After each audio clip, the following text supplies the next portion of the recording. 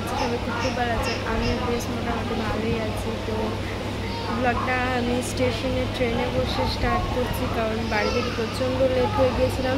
বাড়িতে ভিডিও করতে গেলে আমি শিওর ট্রেনটা মিস করতাম। তো যে বর্তমান স্টেশনে আমি চলে এসেছি, আর আজ আমি কোথায় যাচ্ছি আই হোপ সেটা তোমরা টাইটেল আর থাম্বনেল থেকে বোঝাই। তো যাই হোক গাইজ, আজকে আমরা যাচ্ছি দীঘা। দীঘা হচ্ছে আমার খুবই একটা পছন্দের জায়গা। তো এর আগে আমি দুবার দীঘা গেছি। তো একটা কথা বলি, আমার না রাতে ট্রাভেল করতে খুব ভালো লাগে। তো ছোট থেকে আমি ভাবতাম যে আমি কবে রাতে ট্রাভেল করব, এই ফার্স্ট টাইম আমি রাতে কোথাও ট্রাভেল করছি। তো আমরা চলে এসেছি হাওড়াতে, এখান থেকে এখন যাচ্ছি মেট্রো স্টেশনের দিকে। আর যেহেতু আমরা দীঘা যাচ্ছি রাতে, আর রাতে তো দীঘা যাওয়ার কোনো ট্রেন নেই হাওড়া থেকে, তাই আমরা যাব বাসে। ধর্মতলা থেকে বাস আছে রাত্রি 12টার সময়, তাই আমরা চলে আসলাম এখানে। টিকিট কেটে নিয়ে মেট্রো করে চলে যাচ্ছি ধর্মতলা।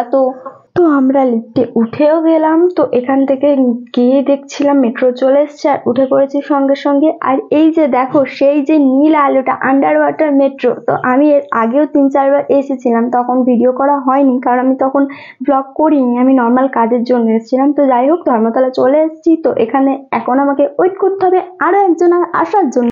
তো ফাইনালি 1 ঘন্টা বসে থাকার পর এই যে ইনি আসলেন। তো তারপরে আমরা ডিনার করে নিয়েছি। আর এদিকে দেখো, উনি একটা ব্যাগ নিয়ে যাচ্ছেন আর আমাকে দিয়েছেন 2টো ব্যাগ, ওনার ব্যাগটা আমার ব্যাগটা। তো দেখো, বাচ্চা পাড়া মেয়েটাকে দিয়ে এত কাজ করাচ্ছে, এগুলো কি ঠিক বলো? তোমরাই তো বলো।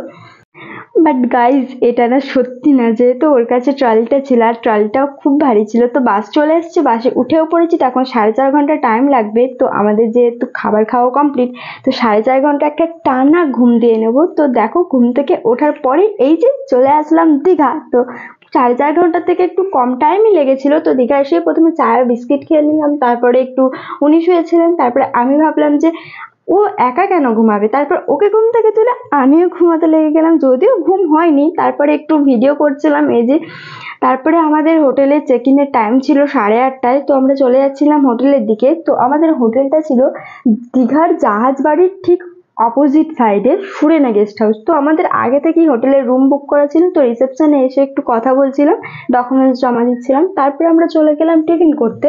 আর সত্যি বলতে গাইজ, এই ব্লগটা না কিছুদিন আগেকার। তো টিফিনে কি খেয়েছিলাম সেটা মনে নেই, কিন্তু এটা মনে আছে খাওয়ার পর প্রচন্ড ঝাল লেগে গিয়েছিল, তাই ওনাকে জল আনতে বলছিলাম। ঠান্ডা ঠান্ডা জল খেয়ে নিয়ে আবার আমরা যাচ্ছিলাম হোটেলে, কারণ এরপর আমরা ফ্রেশ হবো, দেন যাবো সমুদ্রে স্নান করতে। কোথায় যাচ্ছ? হ্যাঁ, কোথায় যাচ্ছ? সমুদ্রে ডুব দিতে। কেন? সমুদ্রে জল তো ভর্তি। ওই জন্য তো যাচ্ছি ডুব দিতে। একটু আগে কি খাচ্ছিলে? হ্যাঁ, একটু আগে কি খাচ্ছিলে? ডাবের জল, তারপরে ললিপপ। কি ললিপপ? হ্যাঁ, কি ললিপপ? ওটা সিক্রেট। তারপরে কি খেয়েছো? হ্যাঁ, তারপরে কি খেয়েছো? জল। জল না, তারপরে আবার কিছু খেয়েছো? কি খেয়েছি? মনে করে দেখো, এখনই রাস্তায় আস্তে আস্তে কি খাচ্ছিলে? হ্যাঁ, রাস্তায় আস্তে আস্তে কি খাচ্ছিলে? গরম হাওয়া। তো এখানে একটা সিক্রেট খাবারের কথা বলা হচ্ছিল, যেটা তোমাদের কাছে রিভিল করা যাবে না। তো তারপরে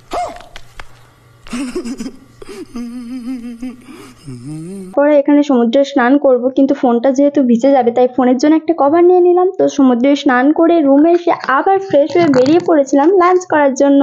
তো সরি গাইস, স্নান করার কোনো ভিডিও তোমাদের সাথে শেয়ার করতে পারছি না, কারণ তখন ফোনটা মায়ের কাছে ছিল, ভিডিও করা হয়নি। তো এখানে লাঞ্চ করতে এসে এখানে নিয়ে নিয়েছিলাম রুই থালি। তো এই খাবারটা বেশ ভালোই ছিল। তারপর আমরা হোটেলে চলে যাচ্ছিলাম, হোটেলে একটু রেস্ট নিতে হবে, তারপরে আবার বিকেলে ঘুরতে বেরোবো। তো এই যে দেখো আমাদের হোটেলটা, তোমরা যদি কেউ চাও তাহলে আমি ডেসক্রিপশনে তোমাদের জন্য লিঙ্কটা প্রোভাইড করে রাখবো।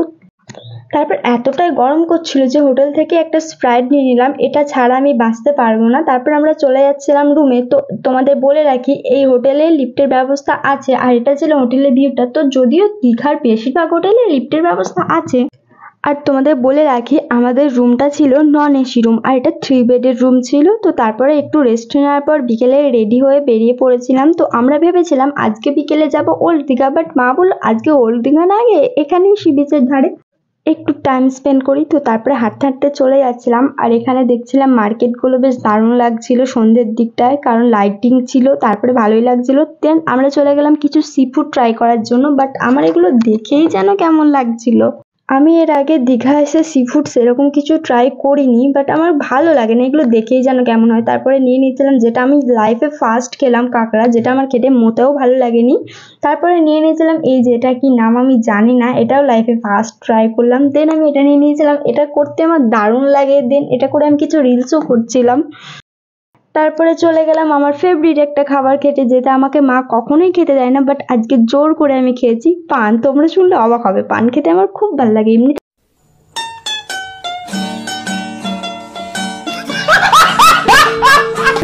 দেন চলে আসলাম আমরা রুমে, আর দেখলাম উনি আমার একটা পছন্দের আইসক্রিম নিয়ে চলে আসছে, তাও আমাকে না বলে, তাও সেটা ভাইরাল অরুণ আইসক্রিম। তো গাইজ, এই আইসক্রিমটা এই লাইফে আমি ফার্স্ট ট্রাই করলাম, তো আইসক্রিমটা বেশ ভালোই ছিল। আর এটা হচ্ছে নেক্সট ডে মর্নিং এর ভিডিও। তো তোমরা দেখেই বুঝতে পারছো, এই সবে ঘুম থেকে উঠলাম, আর আমরা মনে করেছিলাম ভোরবেলা ঘুম থেকে উঠবো, বাট আমাদের ঘুম থেকে উঠতে অনেকটাই লেট হয়ে গেছে। তারপর সঙ্গে সঙ্গে উঠে রেডি হয়ে আমরা চলে গিয়েছিলাম সি বিচের কাছে। আর এখানে এসে দেখছি এত সকালেও দীঘাতে কত মানুষ চলে এসছে। তারপরে উনি আর মা খেয়ে নিলেন চা বিস্কিট, বাট আমি তো ভিআইপি মানুষ, আমি কি আর চা খাবো? আমি নিয়েছিলাম কফি আর বিস্কিট। যদিও গাইস সেরকম কিছু না, আমি চাটা খাই না, তাই জন্য আমি কফিটা নিয়েছিলাম। তারপরে আমি কিছু ভিডিও করছিলাম, আর এখানে আমরা কিছু ছবিও তুলছিলাম, কারণ কালকে দীঘাতে আসার পরে একটাও ছবি তোলা হয়নি। তো গাইস, এই যে এই ভিউটা দেখো, এই ভিউটা অসাম লাগে। তো তারপরে আমরা ভেবে নিয়েছিলাম যে এখনই একবারে স্নান করে রুমে চলে যাব, কারণ এরপর আমরা এক জায়গায় ঘুরতে যাওয়ার প্ল্যান করছিলাম। তারপরে আমরা সমুদ্রে স্নান করে নিচ্ছিলাম। আর এখানে তো আমরা খুবই মজা করছিলাম, বাট আমি না বেশি দূরে যেতে পারছিলাম না, আমার খুব ভয় লাগে। আমার জলকে তো এমনিতে খুব ভয় লাগে, কিন্তু আমার সমুদ্র খুব পছন্দের। তারপরে রুমে এসে রেডি হয়ে আমরা চলে যাচ্ছিলাম শঙ্করপুর আর তাজপুরের উদ্দেশ্যে। তো এখানে জায়গাটা আমার বেশ মোটামুটি লাগলো, তেমন কিছু নেই, একই রকম, শুধু সমুদ্র, বাট ঘুরতে যাওয়ার জন্য ঠিক আছে, টাইম স্পেন্ড করার জন্য। তো তারপরে আমরা চলে গিয়েছিলাম বিকেলে ওল্ড দীঘাতে। তো এই ভিডিওটা এই অবধি, ভালো লাগলে লাইক কমেন্ট শেয়ার করে দিয়ে যাও, আর আমার চ্যানেলটা সাবস্ক্রাইব করে দিয়ে যাও। তো এরপর তোমরা কি টাইপের ভিডিও দেখতে চাও সেটা কমেন্টে জানিয়ে দাও, আমি চেষ্টা করব তোমাদের পছন্দের মতো ভিডিও করার জন্য। তো আজকের মতো টাটা।